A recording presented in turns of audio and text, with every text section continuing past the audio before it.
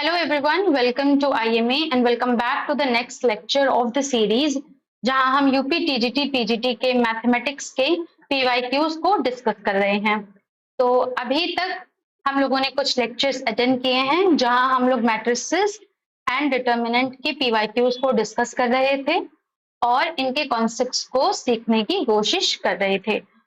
तो अभी ऐसे बहुत से कॉन्सेप्ट्स हैं जो अभी तक के लेक्चर्स में भी कवर नहीं हो पाए हैं बिकॉज कॉन्सेप्ट बहुत ज्यादा है। मैट्रिसेस एंड डिटर्मिनेंट ये टॉपिक ही अपने आप में बहुत बड़ा टॉपिक है, ठीक है। तो अभी देयर आर मेनी कॉन्सेप्ट्स जो हम लोगों को अभी और सीखने हैं। तो इसीलिए आज का जो लेक्चर होने वाला है उसमें भी हम लोग same matrices and determinant topic को ही, इसके पीवाईक्यूज को ही डिस्कस करेंगे और भी नए नए कॉन्सेप्ट्स को सीखेंगे। तो अभी तक अगर आपने इस सीरीज को फॉलो नहीं किया तो जरूर से इस सीरीज को फॉलो करो। आई बटन पर आपको इसकी प्लेलिस्ट मिल जाएगी क्योंकि ये series as always I am saying कि ये सीरीज आपके लिए गेम चेंजर सीरीज हो सकती है। तो मेक श्योर कि आप आई बटन पर इसकी प्लेलिस्ट चेक कर लो। तो ज्यादा बातें ना करते हुए चलिए शुरू करते हैं हम लोग अपना आज का पहला क्वेश्चन।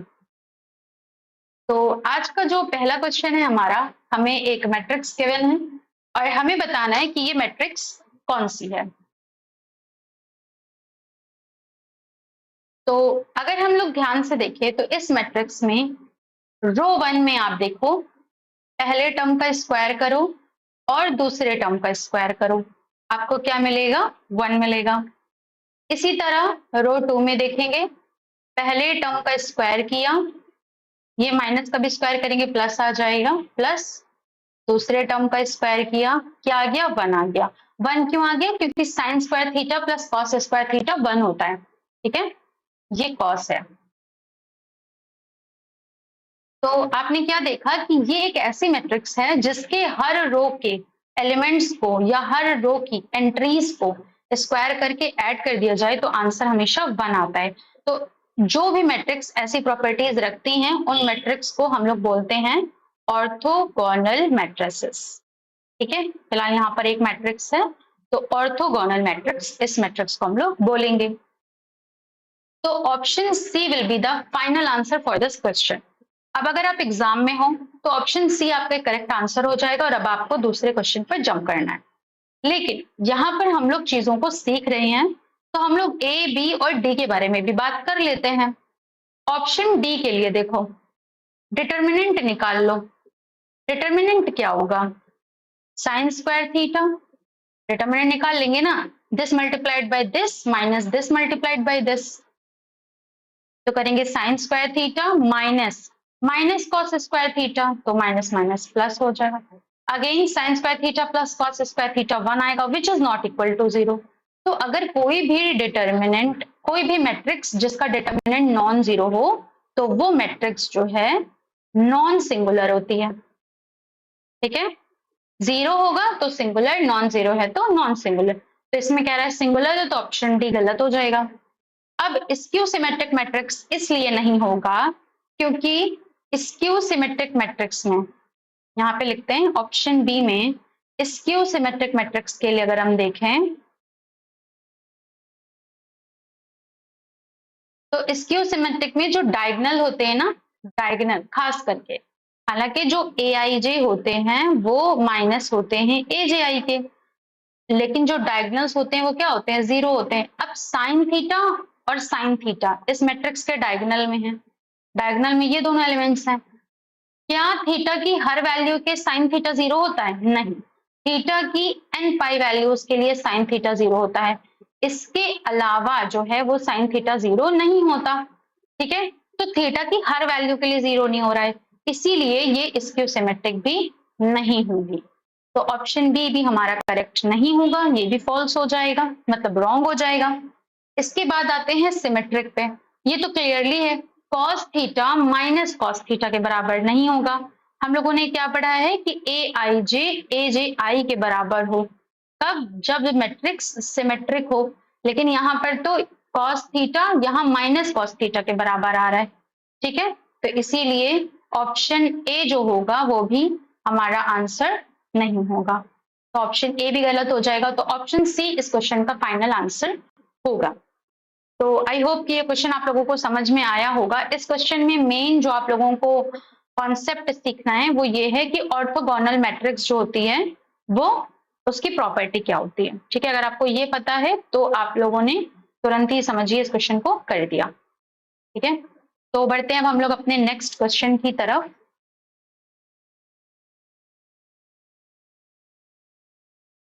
नेक्स्ट क्वेश्चन में देखते हैं the sum of two distinct root of the equation this. अब यहाँ पे क्या है, एक मैट्रिक्स है जिसका डिटर्मिनेंट इक्वल टू 0 है।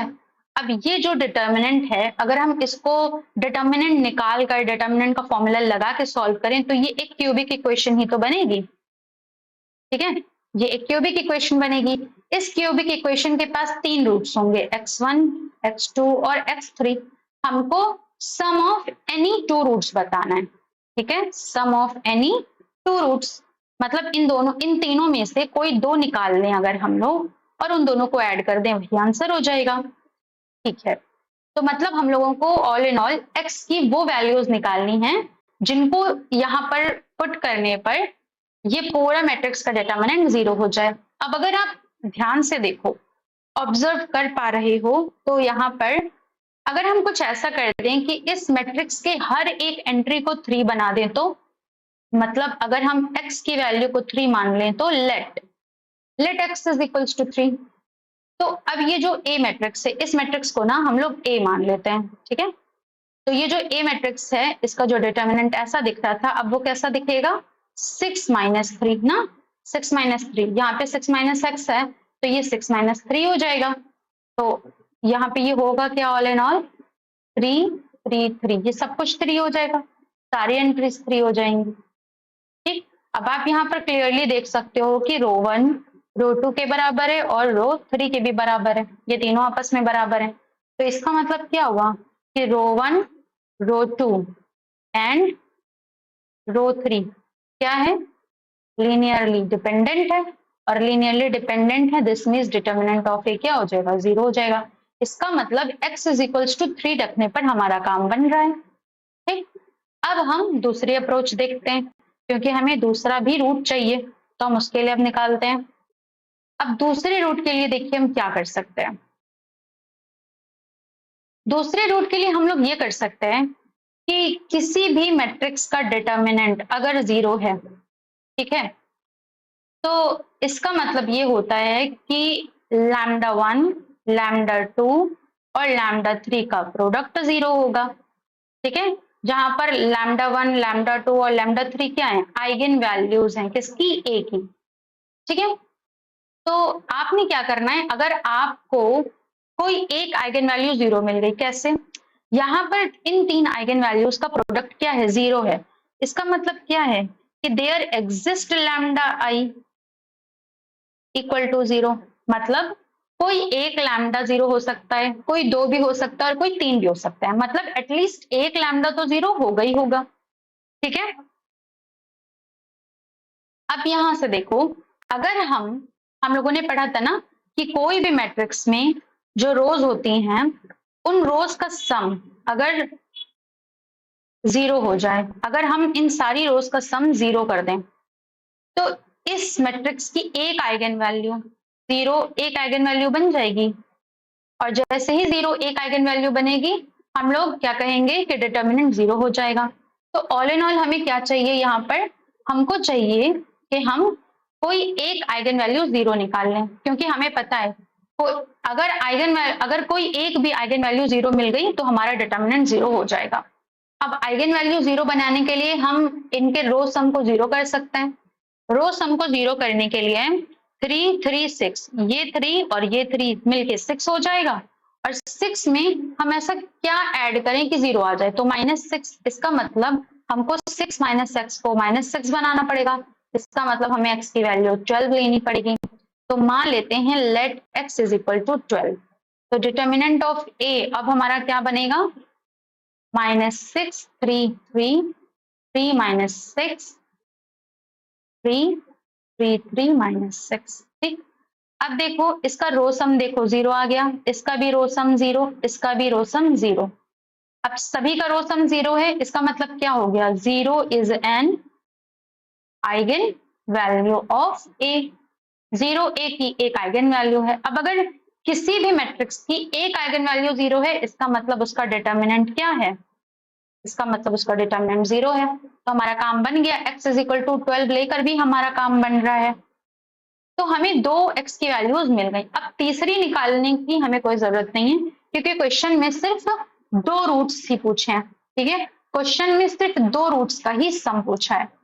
तो हम लोग क्या करते हैं, सम ऑफ टू रूट्स क्या हो जाएगा, यहां से सम ऑफ टू रूट्स हमारा हो जाएगा 12 प्लस 3 दैट इज 15। तो 15 हमारा फाइनल आंसर हो जाएगा। ऑप्शन सी हमारा यहाँ पर फाइनल आंसर बन जाएगा। तो आई होप कि आप लोगों को यहाँ पर ये क्वेश्चन में समझ में आया होगा। इस क्वेश्चन में देखो हम लोगों ने ना सिर्फ अप्रोच कैसे करना है वो सीखना है, कि हमको दो रूट्स, दो ऐसी एक्स की वैल्यूज चाहिए थी कि डिटर्मिनेंट 0 हो जाए। अब आपको क्या करना है कि वो सारे तरीके सोचने हैं कि जिससे हमारे किसी भी मैट्रिक्स का डिटर्मिनेंट हमको 0 मिल जाए। वो हर तरीका सोच लो, उसमें से आपको देख कर ही समझ में आ जाएगा कि जैसे अगर हमने कोई भी दो रो को इक्वल कह दिया तो भी हमारा जो है वो डिटर्मिनेंट 0 आ गया। यहाँ पर तो दो के बजाय तीनों रो ही इक्वल हो गई, तो भी हमारा डिटर्मिनेंट 0 आ गया। इसी तरह अगर हम किसी एक आइगन वैल्यू को 0 बना दे तब भी हमारा डिटर्मिनेंट 0 हो जाएगा, तो वो हम लोगों ने यहाँ कर लिया। तो ऑल इन ऑल हम लोगों ने यहाँ ये सीखा कि हमें क्वेश्चंस को अप्रोच कैसे करना है। ठीक है, तो इसी के साथ बैठते हैं अब हम लोग अपने नेक्स्ट क्वेश्चन पर। नेक्स्ट क्वेश्चन में देखो कह रहा है कि Q एक नॉन सिंगुलर मैट्रिक्स है। अब नॉन सिंगुलर का मतलब आपको पता हो गया है, जिसका determinant non zero. Non singular मतलब नॉन जीरो डिटर्मिनेंट। P क्या है, P एक n क्रॉस n की मैट्रिक्स है और determinant of Q inverse P square Q given है हमें 4 और हमको P का डिटर्मिनेंट निकालना है। तो इतनी चीजें हमको यहाँ पर फाइंड आउट करनी है। तो चलिए हम लोग स्टार्ट करते हैं। तो determinant of Q inverse P square Q ये हमें गिवन है। अब देखो कुछ प्रॉपर्टीज हैं जिन्हें हम यहाँ पर यूज करेंगे। डिटर्मिनेंट ऑफ ए बी ये बराबर होता है determinant of A dot determinant of B के। ठीक है, इसके अलावा एक प्रॉपर्टी ये है कि डिटर्मिनेंट ऑफ क्यू इनवर्स ये बराबर होता है 1 अपॉन डिटर्मिनेंट ऑफ क्यू के। ठीक है, तो अब हम लोग क्वेश्चन को सॉल्व करते हैं। अब आप ध्यान से देखो, इस प्रॉपर्टी को यूज करके यहाँ पर हम लोग अप्लाई कर देंगे। ठीक है, तो ये आएगा determinant of Q inverse determinant of P square determinant of Q is equal to 4। ठीक है, अब ये इसके लिए हम लोग इस प्रॉपर्टी का यूज करेंगे।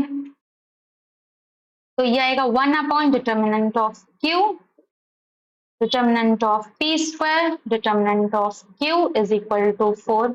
ठीक है, cancel out determinant of P square is equal to 4। अब इसको मैं और ज्यादा सॉल्व कर सकती हूँ। T dot T is equal to 4 ये हो जाएगा, अगेन ये वाली प्रॉपर्टी लग जाएगी, ये आ जाएगा दिस, फिर उसके बाद ये आएगा स्क्वायर इज इक्वल टू 4, फिर इसी के साथ ये आएगा दिस, फिर ये आएगा प्लस माइनस 2। ठीक है, तो डिटर्मिनेंट ऑफ पी क्या आया प्लस माइनस 2। अब ऑप्शन में -2 तो गिवन नहीं है, +2 गिवन है, तो +2 हमारा आंसर हो जाएगा। ठीक है, तो आपने देखा कि इस क्वेश्चन को करने के लिए सिर्फ दो कॉन्सेप्ट यूज हुए। एक तो ये वाला कॉन्सेप्ट हमारा यूज हुआ डिटर्मिनेंट की प्रॉपर्टी वाला, और दूसरा भी ये डिटर्मिनेंट इनवर्स के लिए डिटर्मिनेंट की प्रॉपर्टी वाला फॉर्मूला यूज हुआ। ठीक है, तो एक चीज आपने यहाँ पर नोटिस करी होगी कि अगर आपको डिटर्मिनेंट्स आपने अच्छे से पढ़े हैं, उसकी प्रॉपर्टीज अच्छे से पढ़ी हैं, तो फिर आपके ज्यादातर क्वेश्चंस यूपी पीजीटी के आराम से सॉल्व हो रहे हैं।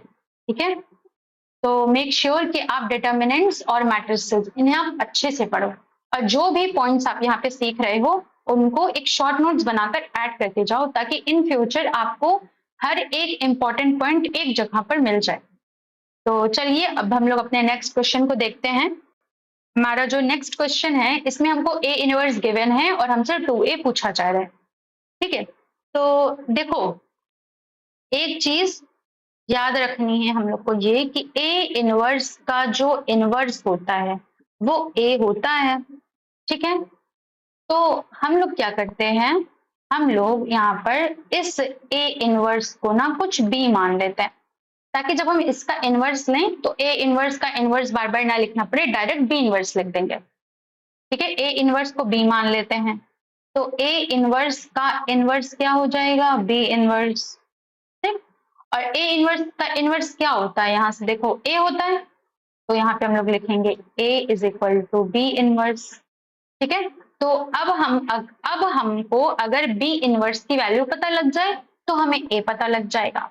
ठीक है, अब एक फॉर्मूला ये होता है इनवर्स का, क्या होता है कि बी इनवर्स, बी से नहीं हम लोग ए से लिखते हैं। ठीक है, मान लीजिए ए कोई मैट्रिक्स है तो उसका इनवर्स बराबर होगा 1 अपॉन डिटर्मिनेंट ऑफ ए के, एडजॉइन ऑफ ए जो है वो यहाँ पर लिखेंगे। ठीक है, मल्टीप्लाई हो जाएगा, और डिटर्मिनेंट ऑफ ए यहाँ पर नॉन जीरो होगा, क्योंकि अगर जीरो हो गया तो इनवर्स तो निकल ही नहीं सकता, डज नॉट एग्जिस्ट हो जाएगा। तो अब हम लोग यहाँ पर इस क्वेश्चन को आगे सॉल्व करते हैं। तो ए इनवर्स हमको गिवन है, दैट इज बी, बी हमें गिवन है क्या 1 2 3 4।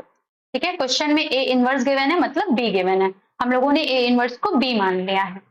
अब बी इनवर्स निकालने के लिए 1 upon determinant of B into adjoint of B, यही तो करेंगे। चलिए अब हम लोग आगे इस क्वेश्चन को सॉल्व करते हैं।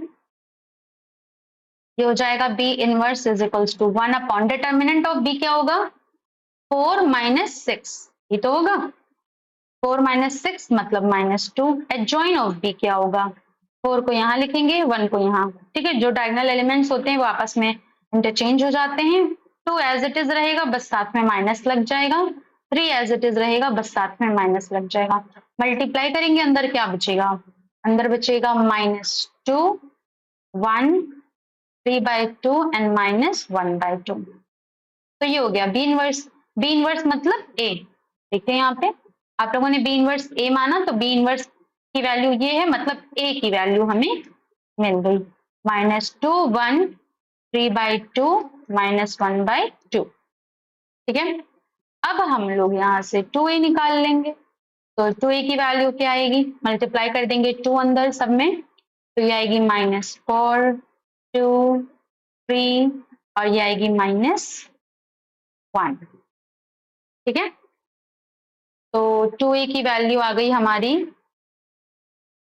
-4 2 3 -1, सो ऑप्शन सी हमारा करेक्ट आंसर हो जाएगा इस क्वेश्चन में।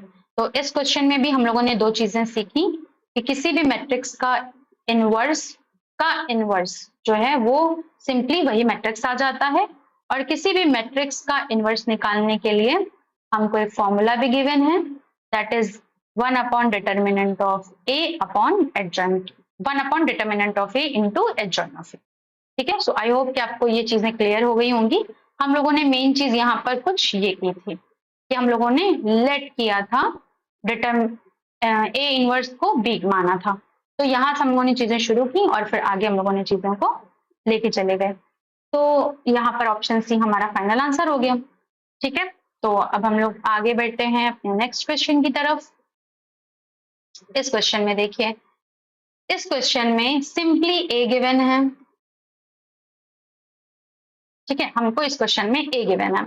अब हम लोग क्या करेंगे, ए क्यूब निकालना है, तो ए क्यूब के लिए पहले ए स्क्वायर निकाल लो। ठीक है, देखो इस क्वेश्चन को ना बहुत सिंपल वे में कर रहे हैं, मतलब बस सिंपल मल्टीप्लिकेशन जैसा हम लोग करते थे मैट्रिक्स का वैसे ही करेंगे। फर्स्ट रो को फर्स्ट रो से तो ये आ जाएगा 2, फर्स्ट रो को फर्स्ट रो को फर्स्ट कॉलम से तो 2, फर्स्ट रो को सेकंड कॉलम से तो यहाँ पे भी अगेन 2, फिर सेकंड रो को फर्स्ट कॉलम से अगेन 2, फिर सेकंड रो को सेकंड कॉलम से अगेन 2। अब इसके बाद ए क्यूब की वैल्यू लिखेंगे ए स्क्वायर डॉट ए, ये आ जाएगा 2 2 2 2 और यहाँ आएगा 1 1 1 1। ठीक है, अब अगेन हम इसको सॉल्व करेंगे तो यहाँ आएगा 4 4। ठीक है, 4 कॉमन ले लेंगे, अंदर बचेगा। ठीक है, तो अब यहाँ पर ये क्या हो गया, this is nothing but 4a, so option D will be the final answer for this question. तो इस क्वेश्चन में ज्यादा कुछ नहीं था, तो बढ़ते हैं हम लोग आगे, नेक्स्ट क्वेश्चन करते हैं। ये क्वेश्चन बहुत मजेदार क्वेश्चन है। इस क्वेश्चन में आपको बहुत कुछ सीखने को मिलेगा, ठीक है। तो इस क्वेश्चन को बहुत ध्यान से देखिए। देखिए यहाँ पर आपको ना कुछ चीजें गिवन है जिन्हें मैं हाईलाइट कर देती हूँ। सबसे पहले तो हमें एक लीनियर ट्रांसफॉर्मेशन गिवन है। देखो लीनियर ट्रांसफॉर्मेशन को ना आप फंक्शन की तरह समझो, जिसमें R3 से R2 में जा रहा है। R3 से R2 का मतलब होता है कि जो डोमेन है वो R3 है और को डोमेन हमारा R2 है। ये वाली बात सबको क्लियर होगी। अब ये फंक्शन मतलब ये जो मशीन है ये दिखती कैसी है, तो ये मशीन ऐसी दिखती है कि जब हम इसमें x, y, z R3 का कोई भी एलिमेंट डालते हैं तो वो मशीन हमको आउटपुट देती है कुछ इस तरह x plus y y minus z, मतलब हमें R2 का कोई एक एलिमेंट दे देती है। ठीक, इसके अलावा हमको क्या है, ये बेसिस है हमारी B, ये जो बेसिस है इसको हम हाईलाइट नहीं करते हैं, इसको हम लोग लिख लेते हैं, ठीक है। ये बेसिस है हमारी B, इसकी बेसिस है, ये डोमेन की ऑर्डर्ड बेसिस है। डोमेन की ऑर्डर्ड बेसिस क्या है, 1 1 1 1 माइनस 1 0 और फिर 0 1 0, ठीक है। इसी के साथ साथ हमको B डैश गिवन है, दैट इज को डोमेन की ऑर्डर्ड बेसिस। तो को डोमेन की ऑर्डर्ड बेसिस क्या है, 1 1 एंड 1 0, ठीक है। बहुत बढ़िया क्वेश्चन है, आप लोग करना इस क्वेश्चन को जरूर, इस तरह के क्वेश्चंस और भी मिले तो और भी करो, ठीक है। और यहाँ पर बहुत अच्छे से समझो अब इस क्वेश्चन को। तो सबसे पहले हम लोग क्या करेंगे, जो मशीन है वो डोमेन के एलिमेंट्स को उठाती है, ठीक है। तो आपको क्या करना है, आपको डोमेन जो बेसिस, जो डोमेन की ऑर्डर बेसिस गिवन है आपको 1 बाय 1 उसे उठाना है, मशीन में डालना है और आंसर निकालना है। पहला स्टेप तो आपका ये हो गया, ठीक है। सो पहले स्टेप में हम लोग क्या कर रहे हैं, पहले स्टेप में हम लोग बेसिस के, डोमेन की बेसिस के एलिमेंट्स को उठा रहे हैं और उसको मशीन में डाल रहे हैं। तो t ऑफ 1 1 1 निकालेंगे, फिर t ऑफ 1 माइनस 1 0 निकालेंगे, फिर t ऑफ 0 1 0 निकालेंगे, ठीक है। x, y, z की वैल्यू क्या है, x plus y, y minus z. तो यहाँ पे भी कर लेते हैं, ये क्या आएगा, x plus y, y minus z 0, x plus y 0, y minus z minus 1, x plus y 1 और y माइनस जेड 1, ठीक है। तो पहला स्टेप ये हो गया। अब दूसरा स्टेप देखो क्या करते हैं, जो हमारा आंसर आया है, ये हमारा आंसर आया है ना, तो जो भी हमारा आंसर आया है इस आंसर को अब हम लोग लीनियर कॉम्बिनेशन में लिखेंगे ऑफ बी डैश, ठीक है। इस आंसर को हम लोग बी डैश के लीनियर कॉम्बिनेशन में लिखेंगे। तो यहाँ पर हम लोग लिखते हैं, यहां से शुरुआत करते हैं। तो सबसे पहले 2 0 को लिखेंगे अल्फा 1 1 बी डैश का और ये, ठीक है, बी डैश के एलिमेंट्स के लीनियर कॉम्बिनेशन में लिखेंगे। तो अल्फा 1 1 प्लस बीटा 1 0, ठीक है। ये हो जाएगा 2 0 equal to alpha plus beta alpha. इन दोनों को इक्वेट करेंगे, मतलब अल्फा प्लस बीटा को 2 के बराबर और अल्फा को 0 के बराबर। तो यहाँ से अल्फा की वैल्यू आएगी 0 और बीटा की वैल्यू आएगी 2। एक तो ये आ गया हमारा आंसर। अब हम लोग नेक्स्ट देखते हैं 0 माइनस 1 के लिए। अगेन यहाँ पर अल्फा 1 1 प्लस बीटा 1 0 करेंगे, ठीक है। ये आएगा alpha plus beta alpha 0 minus 1। तो अल्फा की वैल्यू आ गई -1 और फिर बीटा की वैल्यू यहाँ से क्या आ जाएगी, अल्फा प्लस बीटा 0 है तो बीटा की वैल्यू आ जाएगी 1, ठीक है। ये हो गया। अब हम लोग तीसरे के लिए करेंगे 1 1,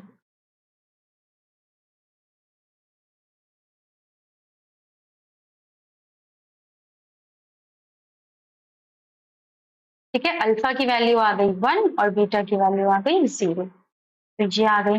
अब फाइनल आंसर देने के लिए बस, अब हमारा फाइनल आंसर बहुत जल्दी आने वाला है। फाइनल आंसर देने के लिए क्या करते हैं देखिए, हम लोग को क्वेश्चन में पूछा है कि then the matrix T with respect to the order base is this and this. अब हमको मैट्रिक्स टी बताना है, तो जो मैट्रिक्स टी बनेगा हमारा वो क्या बनेगा, देखो कुछ नहीं करना है, अल्फा और बीटा इनको कॉलम में लिखो, अल्फा बीटा की वैल्यू, फिर यहां वाले से उठाएंगे अल्फा बीटा की वैल्यू, अल्फा बीटा की वैल्यू, फिर यहां से अल्फा बीटा की वैल्यू लेंगे, अल्फा बीटा की वैल्यू, ठीक है। तो ये हमारी फाइनल जो है वो मैट्रिक्स बनकर तैयार होगी, ठीक है। तो अब कौन सा ऑप्शन इससे मैच हो रहा है, option number 1। So option A will be the final answer for this question, ठीक है। तो आई होप कि आप लोगों को ये क्वेश्चन समझ में आया हो। ये क्वेश्चन बहुत ज्यादा इंपॉर्टेंट है, इनफैक्ट हर एक एग्जाम में जहां जहां लीनियर ट्रांसफॉर्मेशन आता है तो ये बहुत ज्यादा इंपॉर्टेंट टॉपिक हो जाता है, ठीक है। इसके क्वेश्चंस आप देख रहे हो बहुत ज्यादा इजी है, बस एक बार आपने रोड मैप बना लिया कि आपको कैसे करना है तो फिर आपको ये क्वेश्चन बहुत आराम से हो जाएगा, ठीक है। तो बढ़ते हैं हम लोग अपने नेक्स्ट क्वेश्चन की ओर। एक और मजेदार क्वेश्चन आ गया अब हमारे पास, ठीक है। इस क्वेश्चन की सबसे पहले तो आप मुझे नंबर ऑफ रोज बताओ, नंबर ऑफ रोज या फिर नंबर ऑफ कॉलम्स जो भी है, ठीक है, दोनों सेम ही है, क्या है 3, ठीक है। इसके अलावा नलिटी दी हुई है 1, ठीक है, नलिटी हमको गिवन है 1। अब एक चीज यहां पर देखो, रैंक नलिटी थ्योरम होती है, एक थ्योरम होती है जिसे हम लोग रैंक नलिटी थ्योरम बोलते हैं। ये क्या होती है कि रैंक प्लस नलिटी, मतलब मैट्रिक्स की रैंक प्लस मैट्रिक्स की nullity is equal to number of rows और कॉलम्स। तो मान लेते हैं n क्रॉस n की मैट्रिक्स है, ठीक है, मान लेते हैं n क्रॉस n की मैट्रिक्स है तो यहाँ पर n आ जाएगा, तो ये होता है फॉर्मूला। अब यहाँ पर आप लोग इस चीज को लिखेंगे, rank plus nullity is equal to क्या होगा 3, n की वैल्यू 3 है, पहले यहाँ पे n लिखते हैं, ठीक। अब रैंक की value, rank is equal, rank plus क्या होगा यहाँ पे नलिटी की वैल्यू 1, n की वैल्यू 3, तो यहाँ से रैंक की वैल्यू क्या आएगी 2 है। अब एक चीज और यहाँ पर ध्यान से देख लो, अगर कोई मैट्रिक्स है जिसका डिटर्मिनेंट 0 है तो इसका मतलब होता है कि उस मैट्रिक्स की जो रैंक होगी वो n से कम होगी। इन दोनों ही केस में हमने A जो मैट्रिक्स है उसको n क्रॉस n की मैट्रिक्स माना है, ठीक है। तो अब इसका यूज करते हुए ही हम लोग इस क्वेश्चन को समझेंगे। अब देखो यहाँ पर रैंक 2 है, रैंक 2 है मतलब n से कम है, मतलब 3 से कम है, रैंक 3 से कम है। तो यहां से आपको क्या समझ में आ रहा है, यहां से ये समझ में आ रहा है कि जो मैट्रिक्स है A, अगर हम इस मैट्रिक्स को A मान के चलें तो ये जो मैट्रिक्स A है ये कैसी है, इसका डिटर्मिनेंट 0 है, ठीक। तो अब हम लोग डायरेक्ट डिटर्मिनेंट को 0 लिख लेते हैं, देखते हैं। अब यहां से डिटर्मिनेंट को 0 लिखते हैं तो ये आ जाएगा k 1 2 1 -1 -2 1 1 4, इसका डिटर्मिनेंट क्या है 0, ठीक। अब देखो एक ऑप्शन तो आपके पास ये है कि आप डायरेक्ट डिटर्मिनेंट का फॉर्मूला लगा और वहां से आंसर k की वैल्यू की आ जाएगी, ठीक है। तो हम लोग थोड़ी सी शॉर्ट ट्रिक लेके चलेंगे क्योंकि एग्जाम में हमारे पास इतना टाइम नहीं है कि हम बैठ के हर चीज को लेंदी प्रोसेस के साथ करें, ठीक है। तो हम कोशिश करेंगे कि हम अपने क्वेश्चन को जितनी कम स्टेप्स में हो सकते हैं उतनी कम स्टेप्स में सॉल्व करें, ठीक है।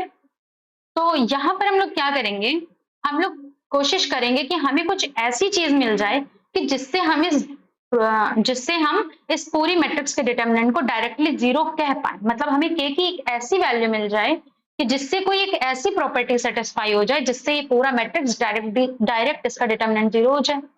तो अब आप जरा ध्यान से देखो, आप लोगों ने पढ़ा है कि अगर कोई भी रो किसी भी मैट्रिक्स की स्केलर मल्टीपल हो जाती है किसी दूसरी रो के, मतलब अगर कोई भी रो किसी भी दूसरी रो आपस में क्या हो जाए लीनियरली डिपेंडेंट हो जाए, तब हम क्या कहेंगे, तब हम कहते हैं कि जो मैट्रिक्स है उसका डिटर्मिनेंट 0 है। तो यहां पर भी हम वो चीज कर सकते हैं। अब जरा ध्यान से आप R1 को देखो और R2 को देखो, अगर हम लोग k की वैल्यू -1 रख दें, देखो -2 में -1 मल्टीप्लाई करेंगे 2 आ जाएगा, -1 में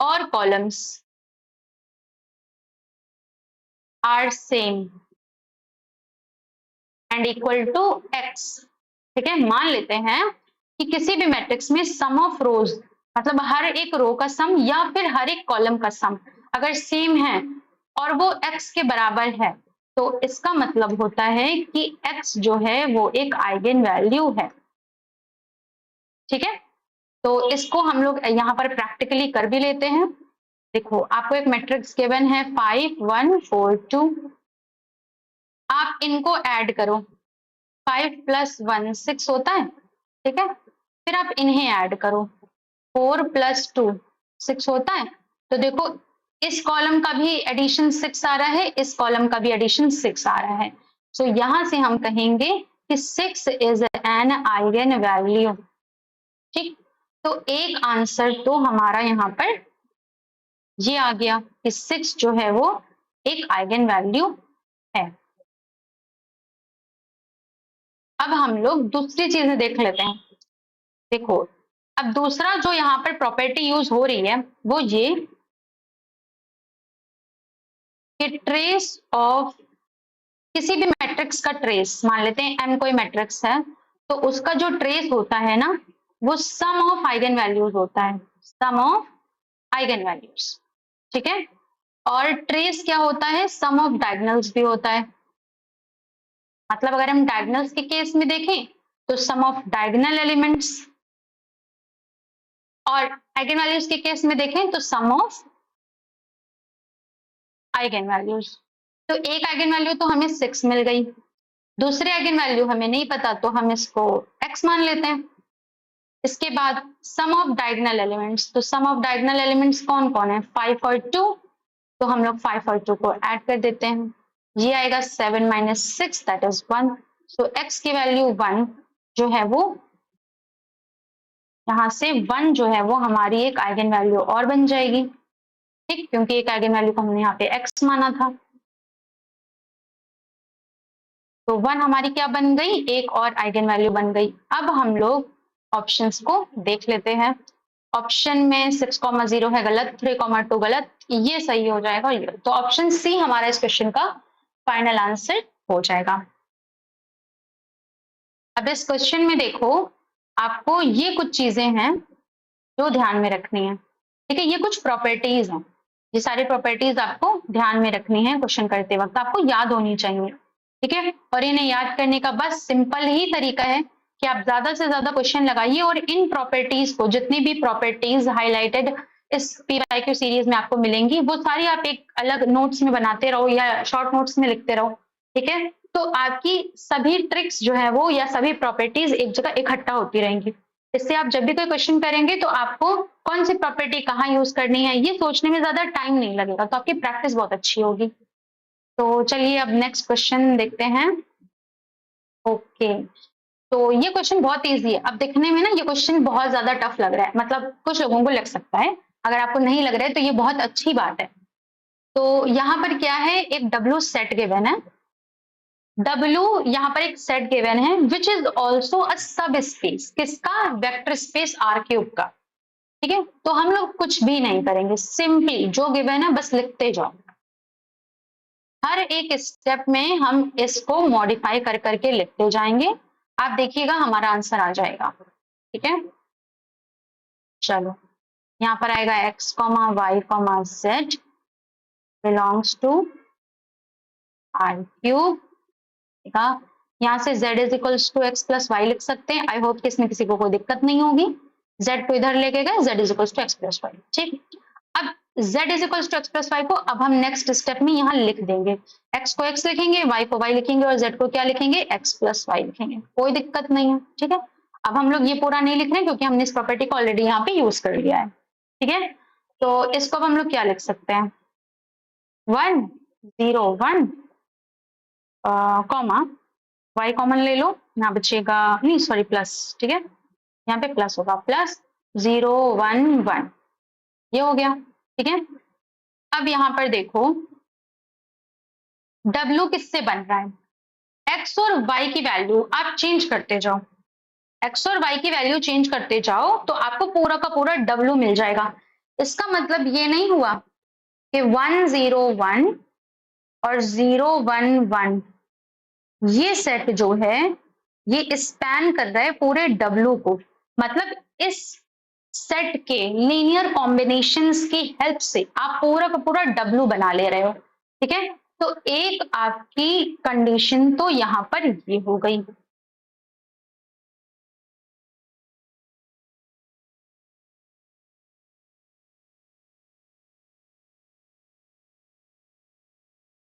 ठीक है, एक कंडीशन तो आपकी ये हो गई। दूसरा हम लोग देख लेते हैं कि क्या ये दोनों लीनियरली इंडिपेंडेंट भी हैं। तो हम लोग यहाँ पर लीनियरली इंडिपेंडेंट के लिए alpha 101 plus beta 011 is equal to 000। यहां से हम लोग सॉल्व करेंगे, आएगा alpha comma beta, alpha plus beta equal to, अब जब हम लोग दोनों तरफ इक्वेट करेंगे तो आंसर क्या आएगा, तब यहाँ पर आंसर आएगा अल्फा की वैल्यू आएगी 0 और बीटा की वैल्यू आएगी 0। अब लीनियर कॉम्बिनेशन में अल्फा और बीटा दोनों ही 0 आ गए, तो इसका मतलब ये हुआ कि 101 एंड 011 आर लीनियरली इंडिपेंडेंट। ठीक है,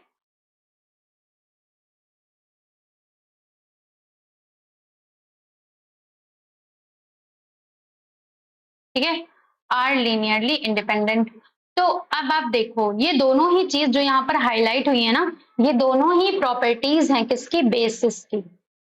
ये जो सेट है ना, ये सेट पूरे W को स्पैन भी कर रहा है और साथ में ये सेट के एलिमेंट्स आपस में लीनियरली इंडिपेंडेंट भी हैं। तो इसका मतलब ये सेट पूरा का पूरा क्या बन जाएगा, बेसिस बन जाएगा W का। ठीक है, ये बेसिस बन जाएगा W का, बेसिस ऑफ W, क्योंकि किसी भी सब स्पेस की बेसिस की यही जो है वो डेफिनेशन होती है कि अगर जो सेट है वो पूरे के पूरे सब स्पेस को स्पैन कर दे और जो उसके एलिमेंट्स है वो आपस में लीनियरली इंडिपेंडेंट हो जाए तो वो बेसिस कहलाता है। अब बेसिस के अंदर जितने भी एलिमेंट्स होंगे उतने ही डायमेंशन कहलाएगी उस पर्टिकुलर सब स्पेस की, मतलब यहाँ पर W की। तो 1 और 2 दो एलिमेंट्स हैं, तो इसका मतलब डायमेंशन ऑफ W क्या हो जाएगी, 2 हो जाएगी। तो ऑप्शन सी हमारा यहाँ पे करेक्ट आंसर हो जाएगा। तो आपने यहाँ पर देखा कि क्वेश्चन ज्यादा टफ नहीं था। ठीक है, बस आपको मेन क्या पता होना चाहिए, आपको ये पता होना चाहिए कि बेसिस किसे कहते हैं। सबसे पहले ना इस तरह के क्वेश्चंस को उल्टा सोचने की कोशिश किया करो।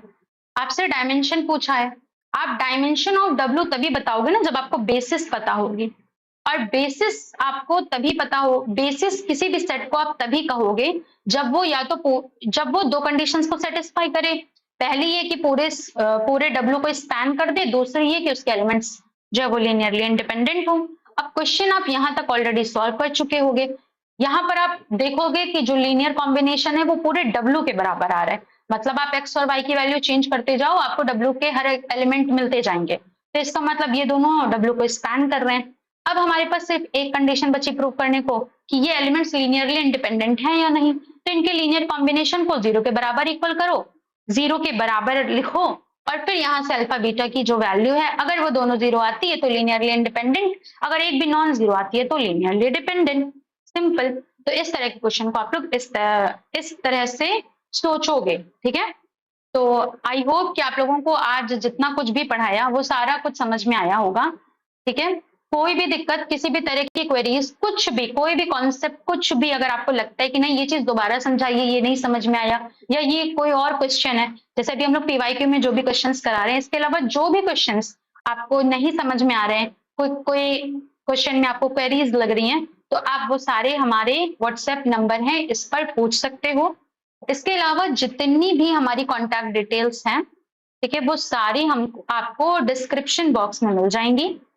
और एक बहुत ज्यादा इंपॉर्टेंट बात वो ये कि आप व्हाट्सएप ग्रुप ज्वाइन करो। ठीक है, आप लोग व्हाट्सएप ग्रुप ज्वाइन करिए, क्योंकि यहाँ हम लोग पोल्स डालते हैं जिसमें होते हैं क्वेश्चंस और जिनसे होगी आपकी प्रैक्टिस। अब आप जब 4 बच्चों के साथ प्रैक्टिस करोगे क्वेश्चंस उसके डिस्कशन करोगे तो फिर आपको आएगा कॉन्फिडेंस, और ये कॉन्फिडेंस बहुत ज्यादा जरूरी है तैयारी के बाद। आपकी तैयारी के बाद सबसे ज्यादा जरूरी कॉन्फिडेंस है जो आपके अंदर आना चाहिए एग्जाम हॉल में बैठने के लिए और एग्जाम को क्वालिफाई करने के लिए। तो आई होप कि आज का सेशन आपको पसंद आया होगा और आज आपने इस सेशन से बहुत कुछ सीखा होगा। ठीक है, तो मिलते हैं अब हम लोग अपने नेक्स्ट लेक्चर में। Till then keep learning and thank you for watching.